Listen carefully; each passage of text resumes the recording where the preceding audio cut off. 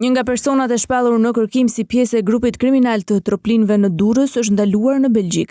Autoritetet kanë bërë të ditur se 44 vjeçari Gerti Aliu u ndalua pasi në Bari ka marrë masën arrest në Burg për veprën penale trafikimi lëndëve narkotike, kryer në kuadrin e organizatës kriminale. Sipas dosjes italiane që u dorëzua SPAK dhe gjykatës për korrupsion dhe krim të organizuar, Aliu konsiderohet si personi që koordinonte trafikun e lëndëve narkotike nga Shqipëria në Itali dhe si personi që kishte kontakte me trafikantë të ndryshëm. Emri i tij rezulton në disa raste prej antimafjas. Në një prej tyre ai siguron në Shqipëri 2 kg heroin të pastër të cilësisë ashtu quajtur banana e bler për një çmim total prej 34.000 euro në para në dorë dhe destinuar për përpunim dhe shpërndarje në Itali. Në këtë rast antimafia ka siguruar të dhënat duke sekuestruar lëndën narkotike në Bari. Ndërkaq në 15 janar 2022 ai siguroi një sasi heroine me çmim 15.000 euro që u transportua me anije e ndarë në pjesë të ndryshme. Një pjesë e sasisë thuhet në dosje është kapur edhe nga policia në Itali. Për zbërthimin e organizatës Troplini, antimafia ka bërë të ditur se janë përdorur komunikimet në Sky ECC